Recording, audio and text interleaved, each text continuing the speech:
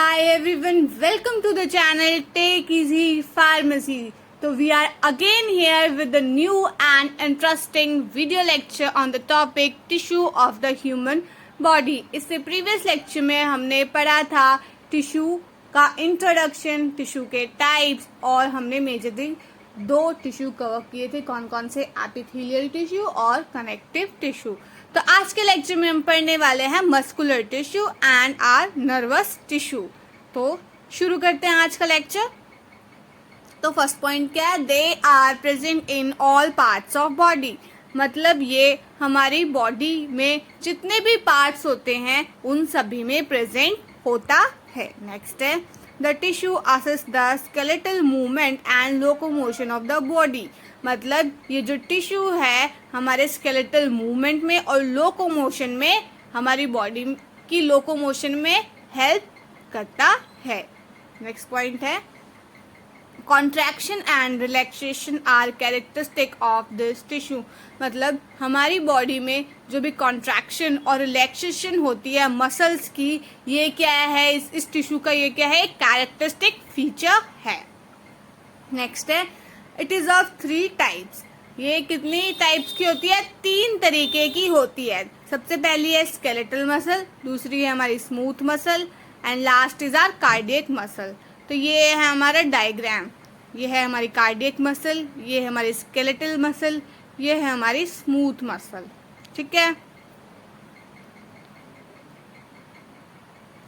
तो ये है हमारी टेबल जिसमें हमने तीनों टिश्यू को एक साथ डिफाइन करने की कोशिश की है ताकि आप इजी वे में इन्हें अंडरस्टैंड कर सके।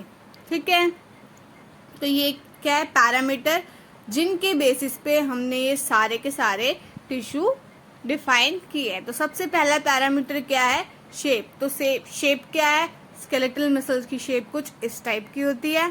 ठीक है, स्मूथ मसल्स का स्ट्रक्चर कुछ इस टाइप का होता है। ठीक है, और हमारे कार्डियक मसल कुछ इस टाइप के होते हैं। ठीक है, फिर क्या लिखा है, नेचर।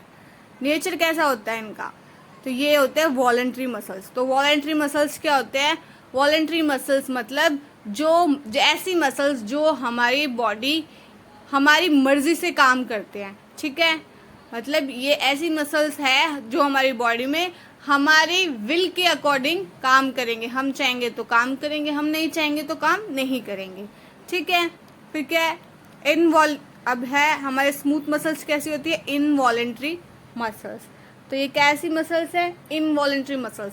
ये हमारी विल के अकॉर्डिंग काम नहीं करते हैं, ये इनकी मर्जी होगी वैसे ही काम करेंगे, हमारी मर्जी इन पे नहीं चलेगी। ठीक है, और कार्डियक मसल्स क्या है, इनका भी नेचर कैसा होता है, इनवॉलेंट्री मसल होता है। ये भी क्या कैसी मसल्स होती है, इनवॉलेंट्री इन नेचर होती है। जैसे कि हमारा हार्ट है, तो हार्ट जैसे वो चाहेगा वैसे ही काम करेगा। आप चाहोगे तो आप चाहते हो हार्ट बीट करना बंद कर दे, तो ऐसा तो नहीं हो सकता। तो हार्ट चाहेगा, उसकी फंक्शनिंग वो उस हिसाब से करेगा, हमारी मर्जी से नहीं कि हमने चाहा हार्ट बीट करना बंद कर दे तो वो बीट करना बंद कर देगा, ऐसा नहीं होता। तो ये क्या है, हमारे इनवॉलेंट्री मसल्स। फिर क्या है, नंबर ऑफ न्यूक्लियस। मतलब इसके अंदर न्यूक्लियस कितने प्रेजेंट होते हैं, तो ये क्या है, मल्टी न्यूक्लिएटेड होता है। इसके अंदर बहुत सारे न्यूक्लियस प्रेजेंट होते हैं। जबकि हमारे स्मूथ मसल्स में क्या होती है, यूनी न्यूक्लिएटेड। ये क्या होते हैं, यूनी न्यूक्लिएटेड, एक ही न्यूक्लियस प्रेजेंट होता है। जैसे ये देखो, सभी में जितने मसल्स अलग अलग है उन सब में एक ही न्यूक्लियस प्रेजेंट है। और हमारे कार्डियक मसल्स भी कैसी होती है, यूनी न्यूक्लिएटेड। यहाँ पे भी देखो, ये क्या है, यूनी न्यूक्लिएटेड। फिर क्या लिखा है, पोजीशन ऑफ न्यूक्लियस। जो न्यूक्लियस की पोजीशन क्या होती है, मतलब हमारा न्यूक्लियस कहाँ प्रेजेंट होता है, तो क्या है, पेरिफेरी। पेरिफेरी मतलब हमारा जो न्यूक्लियस होता है वो सेंटर में ना होके बाउंड्रीज पे प्रेजेंट होता है, तो उसको हम नाम देते हैं पेरिफेरी। ठीक है, और इनका जो क्या है, सेंट्रल। ये देखो, ये बिल्कुल सेंटर में प्रेजेंट है, ये भी सेंटर में, ये भी सेंटर में। ये सारे न्यूक्लियस कहाँ प्रेजेंट है, सेंटर में प्रेजेंट है। ठीक है, और हमारे कार्डियक मसल का भी कहाँ प्रेजेंट होता है, सेंटर में। ठीक है, फिर है इंटरकैलिएटेड डिस्क। तो इंटरकैलिएटेड डिस्क क्या होती है, इनमें एब्सेंट होती है, इनमें भी एब्सेंट होती है और इनमें प्रेजेंट होती है। कार्डियक मसल में इंटरकैलिएटेड डिस्क प्रेजेंट होती है। फिर क्या लिखा है, स्टायरेशन। तो स्टायरेशन इनमें प्रेजेंट होता है। तो स्टायरेशन क्या होता है, लाइनिंग होती है। जैसे कि देखो ये कार्डियक मसल में ये स्टायरेशन है। एक मिनट रुको, आपको इस वाली पिक्चर में ज़्यादा समझ आएगा। ये देखो ये कार्डियक मसल में ये लाइनिंग है ना, ये ऐसे ऐसे ये जो लाइन इसमें बनी हुई है, तो इसको हम कहते हैं स्टायरेशन। ऐसे ही स्केलेटल मसल में भी बनी हुई है ये लाइनिंग्स, ठीक है। तो ये क्या है, स्टायरेशन। और इसमें देखो ये स्मूथ मसल जो है इसमें कोई भी लाइनिंग नहीं है, ठीक है। अब हम दोबारा इस पे आ जाते हैं। तो क्या है, स्टायरेशन इसमें तो प्रेजेंट है, इसमें एब्सेंट है, अभी देखा था हमने इमेज में, और यहाँ पे भी एब्सेंट है, और इसमें भी क्या है, प्रेजेंट है, ठीक है। अब है लोकेशन क्या होती है हमारी स्केलेटल मसल की। तो इस ये क्या होता है, अटैच विद बोन होते हैं। और स्मूथ मसल्स कहाँ मिलती है, हमारी विजरल ऑर्गन्स में मिलती है। और कार्डियक मसल, कार्डियक से ही मतलब होता है हार्ट, तो ये कहाँ प्रेजेंट होगी, हार्ट में, ठीक है। फिर क्या है, ब्रांचिंग। तो इसमें ब्रांचिंग क्या होती है, एब्सेंट। तो ब्रांचिंग क्या होती है, जैसे कि देखो ये स्केलेटल मसल है ना, ये इससे ये वाली मसल जुड़ी हुई है, तो ये क्या है, ब्रांचिंग है। इससे ये जुड़ी हुई है, तो ये क्या है, इन्होंने ब्रांचिंग क्रिएट कर रखी है। तो इसमें ब्रांचिंग प्रेजेंट नहीं होती, तो हमने क्या लिखा है, एब्सेंट। और इसमें भी नहीं होती, इसमें भी एब्सेंट। इसमें होती है तो हमने क्या लिखा है, प्रेजेंट, ठीक है। तो ये था हमारा मस्कुलर टिश्यू, और ये मस्कुलर टिश्यू के टाइप्स। आगे चलते हैं, क्या है, फंक्शन ऑफ मस्कुलर टिश्यू। तो मस्कुलर टिश्यू के क्या क्या फंक्शन होते हैं। तो सबसे पहला फंक्शन हमने लिखा है, provide body heat and protection. ये हमारी बॉडी को हीट और प्रोटेक्शन दोनों ही प्रोवाइड करता है। नेक्स्ट है, मेंटेन बॉडी पॉस्चर। ये हमारे बॉडी का जो पॉस्चर होता है उसको मेंटेन करके रखता है। नेक्स्ट है, expression of feeling, thoughts etcetera are processed by the brain, perceive by the muscles. For example, it is displaying in the form of expression in face. मतलब जो भी एक्सप्रेशन और फीलिंग और थॉट्स हमारा माइंड क्या करता है, प्रोसेस करता है, वो हमारे मसल्स के थ्रू हमें दिखाई देता है। कैसे दिखाई देता है, एग्जाम्पल है यहाँ पे कि जो हमारे फेस के अंदर जितने भी एक्सप्रेशंस होते हैं वो किसकी वजह से आते हैं, हमारी मसल की वजह से। नेक्स्ट है, predominantly their function is contractibility.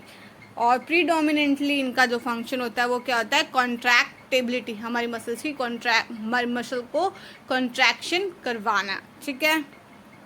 आगे क्या है, नर्वस टिश्यू। ये है हमारा नेक्स्ट टिश्यू, नर्वस टिश्यू। तो नर्वस टिश्यू क्या होता है, the nervous tissue found in brain, spinal cord and nerves. तो नर्वस टिश्यू कहाँ कहाँ पाया जाता है, हमारे ब्रेन में, स्पाइनल कॉर्ड में और नर्व्स में पाया जाता है। नेक्स्ट है, it is responsible for coordinating and controlling many body activities.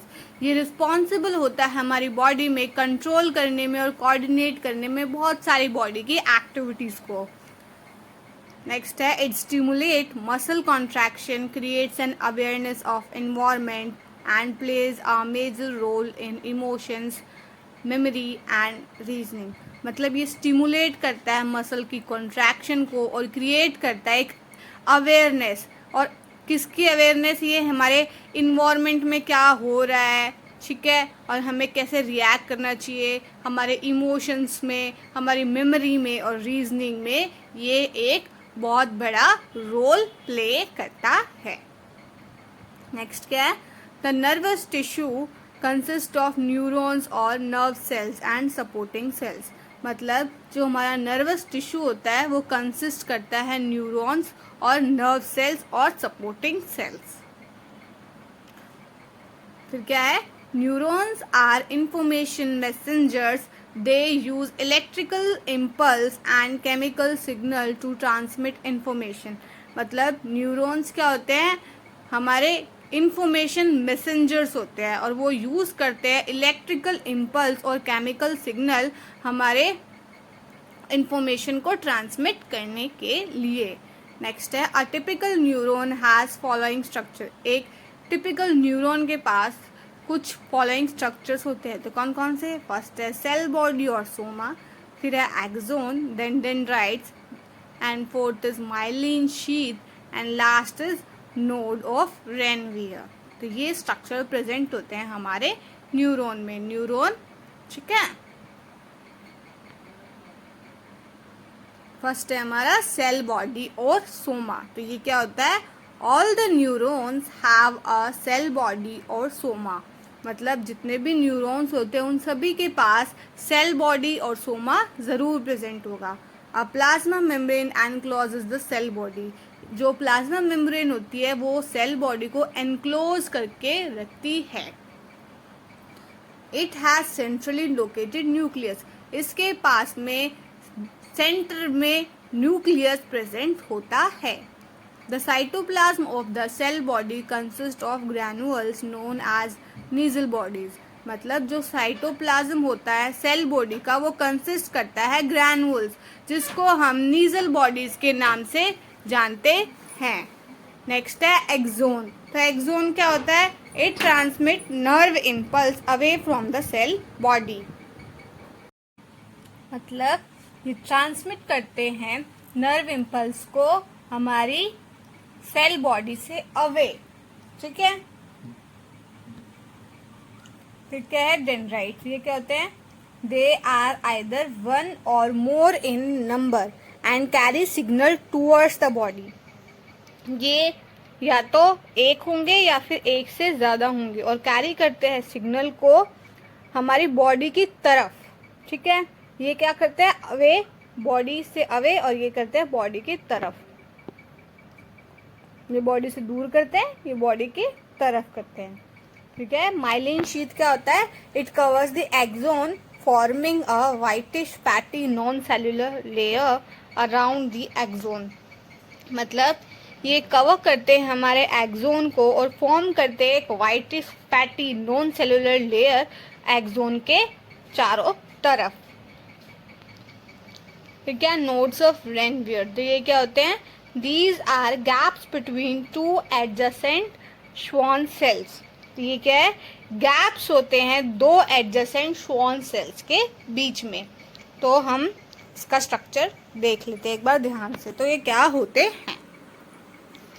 तो ये देखो, ये वाला जो स्ट्रक्चर है ये क्या है? हमारे डेंड्राइट्स। बीच में क्या है? न्यूक्लियस प्रेजेंट है। और ये क्या है? हमारी सेल बॉडी है, ठीक है। ये क्या है? एक्सोन हिलोक है। ये है हमारी माइलिन शीथ, ठीक है। और ये बीच में ये क्या है? Nodes of Ranvier. ये है हमारा श्वान सेल्स, ठीक है। और लास्ट में हमारे एक्सोन टर्मिनल, ठीक है। क्लियर हो गया होगा आपको डायग्राम भी। फिर क्या है? Function of nervous tissue. तो क्या होता है नर्वस टिश्यू का फंक्शन हमारी बॉडी में? तो सबसे पहला फंक्शन लिखा है they help in impulse transmission to the voluntary muscles. ये क्या करता है? वॉलंटरी मसल्स को ये सिग्नल प्रोवाइड करता है, ठीक है। वॉलंटरी मसल्स कौन सी होती है? जो हमारी विल के अकॉर्डिंग काम करती है, हमारी इच्छा के अनुसार काम करती है। नेक्स्ट है they help in transmission of impulse from CNS to muscle that act as the effector organ and later reacts to stimulus.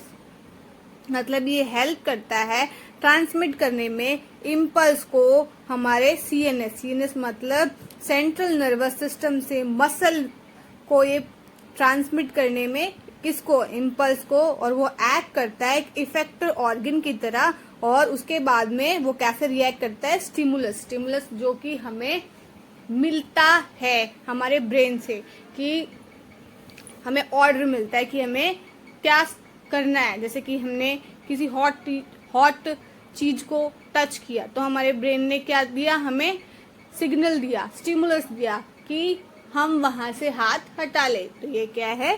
Stimulus और impulse transmission to the effector organ. फिर क्या है? supply of impulse between the efferent and afferent neuron as well as two different parts of CNS। मतलब ये supply करता है impulse किस किस के बीच में, इफरेंट और एफरेंट न्यूरॉन्स के बीच में। एक न्यूरॉन्स के सिग्नल्स को लेके जाता है और एक न्यूरॉन्स के सिग्नल को लेके आता है। ठीक है, फिर क्या है next point, appropriate coordination responses are carried out in various organism by stimuli analysis and integration।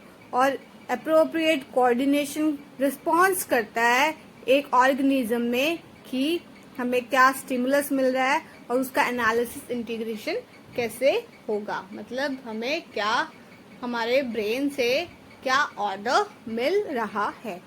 तो दोबारा से ये डायग्राम है, ये सेल बॉडी है, ये न्यूक्लियस है, ये हमारा एक्सॉन है, ये हमारे डेंड्राइट्स हैं, ठीक है, और ये हमारी नर्व एंडिंग है। तो हमारा चैप्टर भी आज कंप्लीट हो गया है। तो आई होप आपको वीडियो लेक्चर समझ में आया होगा, और वीडियो अच्छी लगी हो तो प्लीज़ लाइक शेयर सब्सक्राइब ज़रूर करें ताकि हम आपके लिए वीडियोस ऐसे ही अपलोड करते रहें। And thanks for watching.